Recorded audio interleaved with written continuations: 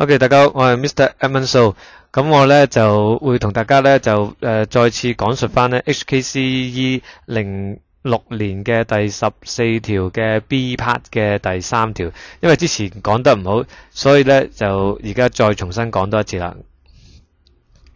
咁樣咧就嗰個題目咧就講緊50個學生裏邊咧就抽咗3個出嚟，咁啊已知道咧就有2個人合格噶啦，嗰3個人裏邊有2個人合格。咁而家就問啦，呢2個合格嘅人會唔會係同班嘅概率係幾多咧？2個人合格嘅概率同班幾多咧？咁呢度咧，我就喺度諗呢樣嘢。今次咧嗰個嘅概率咧，我應該咁樣諗，就係嗰個所有可能結果咧，我哋就應該唔好再係慢慢數人啦，就數組合。咁啊，2人合格嘅組合。咁2人合格嘅組合咧，就應該係28個乘以27個，就係得咁多組合啫。因為咧，你抽28個裏邊抽一個咁咪有28個機會咯，有28個可能咯。連隨再抽多個合格咧，咁就會係27，咁咪28乘27。咁2人同班嘅組合咧，咁就要睇翻呢度啦。2人同班嘅組合咧就係18乘17 A 班嘅 ，B 班咧就係10乘以9嘅。咁點解要睇2個咧？因為2人同班可能係 A 班，可能係 B 班噶嘛。咁啊，經過頭先嘅講解之後咧，咁我就得出咗呢一個嘅算式出嚟嘅。嗱，我哋而家講緊嘅係組合啊。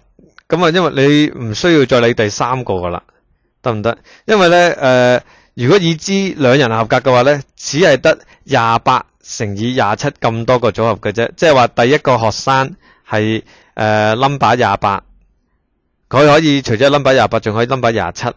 其實咧，嗰28個咧裏邊咧，求其揀一個嘅啫。跟住之後咧，就如果你係用列表形式咧，你可以列一個叫做28乘27咁大個表出嚟嘅，有咁多個組合，得唔得？咁啊，合格人數如果合格人咧，如果2個都係 A 班嘅咧，就係有18乘17咁多個組合。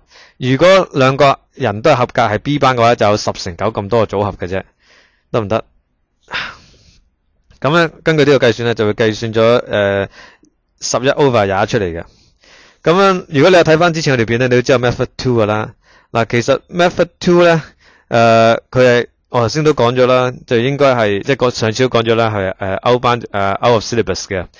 咁樣咧，呢個咧就係條件概率下產生嘅計算方法嚟嘅。咁呢度借俾大家睇睇嘅啫。咁呢個咧就係2人合格嘅概率。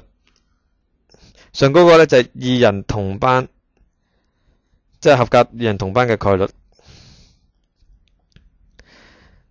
所有可能所有2人合格組合同埋合格2人嘅同班組合，其實呢2個本身都係概率嚟嘅。概率除概率就會出現翻另一個概率，呢個咧就叫條件概率。咁呢樣嘢咧就syllabus 裏邊係冇提到嘅。舊 syllabus 就好似有提嘅，不過新嗰個咧就冇噶啦。咁啊 ，OK，咁我講解嚟到呢度咧就完噶啦。咁啊，多謝大家收聽啦。好，拜拜。